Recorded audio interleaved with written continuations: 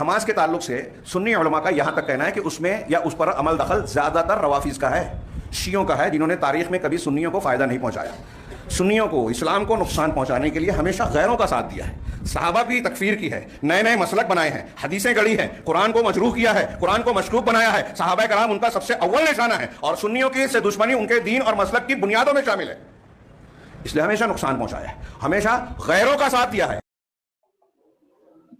Next question ہے، سعودیہ فلسطین اور باقی اسلامی ممالک کی مدد کیوں نہیں کرتا جبکہ اتنا امیر ہے؟ کیا اس کو اس بات کا ڈر ہے کہ مسجد اقصی کی طرف ٹورزم جائے گا؟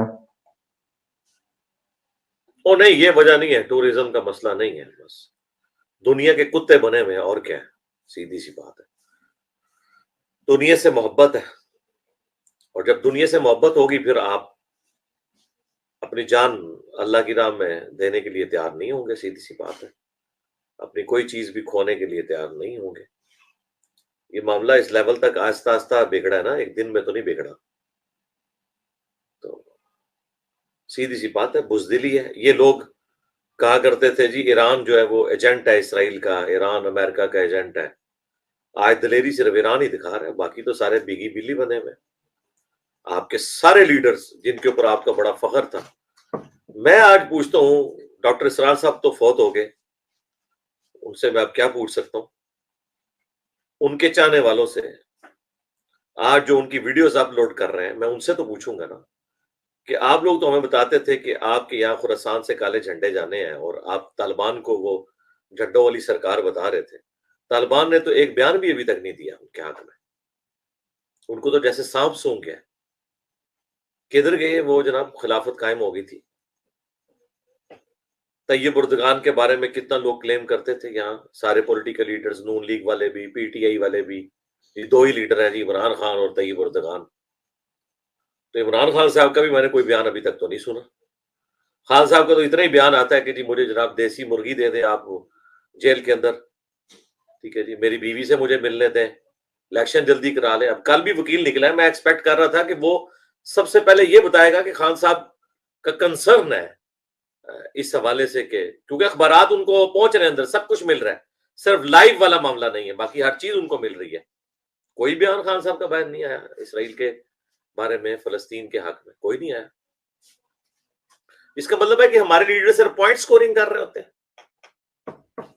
کوئی طیب اردگان کا کوئی دلیرانہ قسم کا بیان کوئی نہیں آیا، ٹھیک ہے، دلیری صرف دکھائی ہے تو ایران کے لوگوں نے دکھائی ہے، بس دیٹس آل، باقی تو ساروں بیکی بلی بنے ہوئے، ٹھیک ہے۔ اور پھر مجھے بتائیں، یہ پاکستان کے مولوی کدھر مر گئے؟ چھوٹی چھوٹی باتوں پہ یہ اسٹیبلشمنٹ کی نوکری کرنے کے لیے، چاکری کرنے کے لیے، پولیٹیکل لیڈرز کے تلوے چاٹنے کے لیے ٹویٹر کے اوپر یہ لوگ آ جاتے ہیں، اپنے فرقوں کی حفاظت کرنے کے لیے۔ ان کے مدرسوں کے اوپر آپ چیک لگائیں ایف اے ٹی ایف کا کہ بتاؤ یہ چندے کہاں استعمال کر رہے ہو، حرام خورو، چندے اکٹھے کرتے ہو، بچے تمہارے خارش سے مر رہے ہوتے ہیں، کپڑے ان کے میلے ہوتے ہیں، اور تم لوگ 3-3 کروڑ کی گاڑیوں میں پھر رہے ہوتے ہو۔ تم سے اگر کوئی پوچھ لے یہ فارن فنڈنگ کا معاملہ کدھر جا رہا ہے، مدارس پہ لگا بھی رہے ہو کہ نہیں، یا اپنی تجوریاں بھر رہے ہو، فوراً یہ لوگ سامنے آ جاتے ہیں۔ تو آج یہ سارے کدھر مرے پڑے میں، اور ان مولویوں کے سپورٹر جو بڑے بڑے ویلاگرز ہیں، یوٹیوبرز ہیں، جن کو مولویوں کا، مدرسوں کا غم کھائے جا رہا ہے کہ انجینئر جو ہے وہ ان کے بارے میں نرم گوشہ نہیں رکھتا، ان سے میں پوچھوں گا کہ تم لوگ اب ان کو مولویوں کو ننگا کیوں نہیں کر رہے ہو؟ اب پتہ چل گیا کہ ایمان کس کے اندر ہے؟ سارے دبکے ہوئے ہیں، کوئی فرینڈ سے لیڈ ہی نہیں کر رہا، کوئی بات ہی کرنے کے لیے تیار نہیں ہے۔ ایک جماعت اسلامی کسی حد تک وہ سامنے آئی ہے، اور وہ بھی جس شد و مت سے آنا چاہیے تھا وہ اس طرح نہیں ہے، باقی تو سارے جھاگ کی طرح بیٹھ گئے، اور ویسے ان لوگوں کی باتیں سنیں۔ اور وہ ویلاگرز جو ہمیں بتاتے تھے کہ جی ہمارے پڑوسی ملک میں جناب حکومت آ گئی ہے، جی وہ خلافت راشدہ دوبارہ سے آ گئی ہے، ہمارے بزرگوار اولیاء مقبول جان صاحب، اب ان سے بھی ہم پوچھیں گے کہ مجھے بتائیں کہ کدھر ہے وہ، جن کے آپ کہہ رہے ہیں جی جھنڈے ادھر سے ہی جانے ہیں، جھنڈے ادھر سے ہی جانے ہیں، وہ جھنڈے جانے ہیں یارا، وہ جھنڈے جس وقت جانے ہیں اس وقت جانے ہیں. آپ لوگوں کو کس نے رائٹ دیا ہوا ہے کہ ہر بندے کے اوپر یہ چشمہ کرنا شروع کر دیں؟ ٹھیک ہے، اہل حدیثوں کی زندگی جہنم بنا دی ہے طالبان نے افغانستان کے اندر. میرے پاس تو فرسٹ ہینڈ نالج ہے، میرے اسٹوڈنٹس ہیں وہاں پہ. اہل حدیثوں کے لیے جہنم بن چکی ہوئی ہے زندگی افغانستان کے اندر. تو یہ امت کا درد کہاں سے ہے؟ کسی میں کوئی امت کا درد نہیں، سب کے اپنے مفادات ہیں. تو ہم تو بول رہے ہیں، باقی ہم سے کوئی ایکسپیکٹ نہ کرے کہ ہم نے کوئی پارٹی یا جتھا بنا کے تو پاکستان کی گورنمنٹ کے اوپر یا فوج کے اوپر چڑھا دینا. نہیں، ہمارا یہ کام ہی نہیں ہے. ہمارا کام صرف ان چیزوں کو ہائی لائٹ کرنا ہے. ہم اپنے ٹیکسز کے ذریعے، میں صابن کی ٹکیا کے اوپر بھی ٹیکس دے رہا ہوں، میں پیٹرول کے ہر لیٹر کے اوپر جو اپنی موٹر بائک میں ڈلواتا ہوں میں ٹیکس دے رہا ہوں گورنمنٹ آف پاکستان کو اس چیز کا کہ انہوں نے وہ تمام چیزیں جو کمٹ کی ہوئی ہیں وہ ان کو پورا کریں گے. سیدھی سی بات ہے. اس کے بعد میں عہدہ بھراؤں، سیدھی سی بات ہے. باقی یہ کہ چونکہ آج کل ایک پروفیشنل معاملات ہیں، ہم لوگ اگر چلے بھی جائیں تو ہماری لاشیں اٹھانی پڑیں گی سب کو. سیدھی سی بات ہے.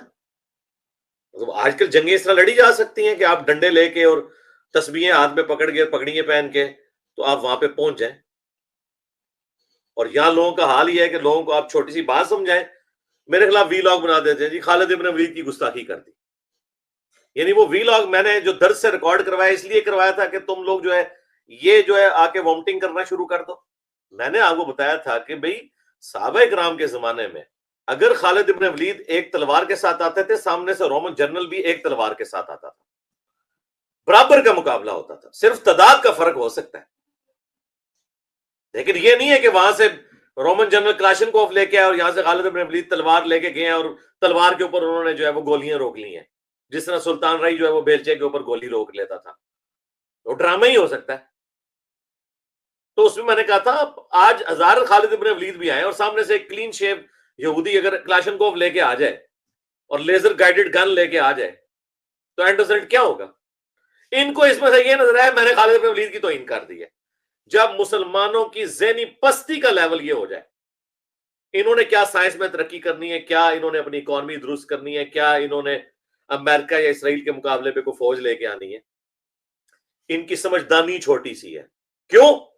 مولویوں نے انہیں غلامی میں رہ رہ کے اپنا بھی غلام بنا دیا. مولوی تو خود غلام تھے ہی، ان کو بھی غلام بنا دیا. یعنی وہ پنجابی میں ایک لفظ بولا جا رہا ہے، میں وہ مطلب بولنا نہیں چاہتا، پھر لوگ اس کو وہ لے لیں گے. یعنی اس کو میں انگریزی میں ہی بول دیتا ہوں کہ ٹرانسجینڈر بنا کے رکھتی ہے ان لوگوں کو. سیدھی سی بات ہے. دعوے ان کے سنیں.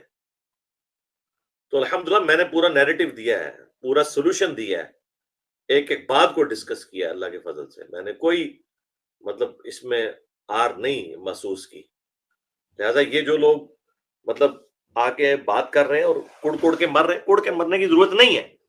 دعائیں کریں، سوشل میڈیا کے اوپر آپ ہائی لائٹ کریں ان ایشوز کو. ٹھیک ہے، اپنے بڑوں کو آر دلائیں، گالی گلوچ کے ذریعے نہیں، ایمانی غیریت کے ذریعے. ورنہ اگر آپ دوسری طرف جائیں گے تو اس کا نقصان یہ ہوگا کہ ملک کے اندر ہی خانہ جنگی شروع ہو جائے گی، یہی فلسطین بن جائے گا، تو اس کا تو کوئی فائدہ نہیں ہو، تو کفار ہی اس کا فائدہ اٹھائیں گے نا. لیکن مجھے بتائیں کہ یہ جتنے بڑے بڑے ملے تھے جن کی محبت میں یہ ہمارے ساتھ لڑا کرتے تھے، یہ سارے ان کے اندھے فالوورز، آج ان سے، آج جمعے کا دن تھا، ان سے پوچھتے ہیں نا کہ بتاؤ بھی تم نے کیا کیا، کیا کر رہے ہو، عملی اقدام بتاؤ کیا کر رہے ہو. صرف چندے ہی کھائے ہیں پوری زندگی تم لوگوں نے. آج مشکل وقت آیا تو کیا تم نے لایا عمل تیار کیا ہے، بتاؤ. میں پولیٹیکل جماعتوں سے پوچھوں گا، ایک سینٹ کا اجلاس بھی تم لوگ بلا سکے؟ اس سے مشکل وقت آنا تھا مسلمانوں کے اوپر. سینٹ کا اجلاس نہیں یہ لوگ بلا سکے. بھئی کہیں وہاں پہ ڈسکشن کی تو مائی باپ امریکہ ناراض نہ ہو جائے، مائی باپ یورپ ناراض نہ ہو جائے. کیوں بھئی؟ اور تم سے تو شمالی کوریا اچھا نکلا، جس کو دہشت گرد امریکہ نے ڈکلیئر کیا ہوا تھا. انہوں نے فلسطینیوں کی حمایت کر دی ہے یار، چائنا نے حمایت کر دی ہے. ان کی اتنی حمایت کرنا بھی کافی ہے. لیکن اگر وہی والی حمایت کرنی ہے طیب اردگان نے یا پاکستان نے یا طالبان کو تو خیر ابھی تک توفیق ہی نہیں ملی، یا کسی اور نے، مہدی محمد نے یا محمد بن سلمان نے، تو پھر تم میں اور کافروں میں کیا فرق ہے؟ اتنی حمایت تو کافر بھی کر رہے ہیں فلسطینیوں کی. تو حالت تو آپ کے سامنے ہے. ہم تو بس بار بار اس چیز کو ہائی لائٹ کر رہے ہیں. بالکل ہم یہی کر سکتے تھے، اس سے زیادہ کیا کریں؟ سیدھی سی بات ہے. یہ خود اللہ کے حضور جواب دے ہوں گے. اور میں آپ کو بتا رہا ہوں قیامت کے دن اگر کسی نے اپنے پوسٹ کے ساتھ انصاف نہیں کیا تو اس نے قیامت کے دن کہنا ہے کہ میں ایک لاوارث لاش کی طرح فٹ پاتھ پہ مر جاتا، مجھے کوئی کفن دینے والا نہ ہوتا، لیکن میں مسلمانوں کا وزیر اعظم نہ ہوتا، میں مسلمانوں کا آرمی چیف نہ ہوتا، میں مسلمانوں کا چیف جسٹس نہ ہوتا. اس سے بہتر تھا میں لاوارث مر جاتا، مجھے کوئی دفنانے والا نہ ہوتا، کم از کم قیامت والے دن میری پکڑ نہ ہوتی. بس اس سے زیادہ میں کس لیول پہ اتر کے کسی کو سمجھا سکتا ہوں. اور اگر کسی نے انصاف کیا تو بخاری مسلم میں حدیث ہے کہ اللہ کے عرش کا سایہ قیامت والے دن 7 لوگوں کو ملے گا جس دن کوئی اور سایہ نہیں ہوگا. ان میں سے پہلا شخص وہ ہے جو عادل حکمران ہے. بخاری مسلم دونوں میں حدیث ہے کہ جو کسی قوم کا حکمران ہے اور وہاں پہ انصاف نہیں کرتا وہ جنت کی خوشبو بھی نہیں پائے گا. جنت میں جانا تو بڑی دور کی بات. اور بخاری مسلم میں حدیث ہے تم میں سے ہر ایک نگہبان ہے، اس سے اس کے سب آرڈینیٹس کے بارے میں، رعیت کے بارے میں سوال ہوگا. اور نبی اسلام نے پہلے نمبر پہ حکمران کا ذکر کیا کہ اس سے پوچھا جائے گا. سیدھی سی بات ہے. میں بڑا حیران ہوں، ویسے تو چھوٹے چھوٹے معاملات کے اندر ان لوگوں کی ٹویٹیں آ جاتی ہیں. کوئی ایک پولیٹیکل لیڈر کوئی بات کر دے تو دوسری طرف سے آئی ایس پی آر کی ٹویٹ آ جاتی ہے جواب میں. تو یہاں پہ تو مجھے اس لیول کی کوئی ٹویٹ نظر نہیں آ رہی. بس اب کیا کر سکتے ہیں جی، ہم یہی کچھ کر سکتے تھے. جی نیکسٹ. اگلا سوال ہے، اسرائیل پر قنوت نازلہ پڑھنا ہے، ہر نماز میں پڑھ سکتے ہیں یا صرف فجر میں ہی پڑھنی ہے؟ اور دعا یاد نہ ہو تو موبائل سے دیکھ کر دعا پڑھ سکتے ہیں؟ جی پڑھیں موبائل سے دیکھ کے. اس میں سنت یہ ہے کہ نبی اسلام جب قنوت نازلہ پڑھتے تھے نا یوں تو آپ مسلسل پڑھتے تھے اور ہر فرض نماز کی آخری رکعت میں رکوع کے بعد پڑھا کرتے تھے.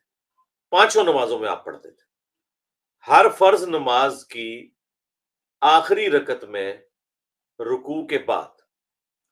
وتر کا جو قنوت ہے وہ رکوع سے پہلے ہوتا ہے لیکن یہ رکوع کے بعد ہوتا ہے. یعنی ظہر کی 4 رکعتیں ہیں تو چوتھی رکعت میں آپ کریں گے، فجر کی 2 ہیں تو دوسری میں کریں گے، مغرب کی 3 ہیں تو تیسری میں کریں گے، اور صرف فرض میں آپ پڑھیں گے. جی نیکسٹ. اگلا سوال ہے، فلسطین کی مدد کے لیے عراق اور جارڈن کے لوگ نکل رہے ہیں، اور اگر انڈیا اور پاکستان سے لوگ نکلے تو ہمیں بھی نکلنا ہوگا، کیونکہ وہ ایک حدیث میں نے پڑھی تھی کہ لڑکوں اور لڑکیوں دونوں کو جنگ کرنی ہے. نہیں کیا نکل رہے ہیں مطلب ان کے پاس کیا ہے؟ وہاں جا کے کیا کرنے لگے ہیں؟ وہ لاشیں ہی ان کی آئیں گی اور تو کچھ نہیں ہے. نوجوانوں کے نکلنے سے کیا ہوگا؟ کچھ بھی نہیں ہوگا. یہ آپ کا کام ہی نہیں ہے، یہ فورسز کا کام ہے. اگر فورسز نہیں کر رہی یہ کام وہ اللہ کے حضور مجرم ہے. آپ نے کیا کرنا ہے؟ آپ نے سوشل میڈیا پہ ان کو اس بات کے اوپر ابھارنا ہے کہ وہ اس کے لیے کوئی سٹانس لیں. جی نیکسٹ.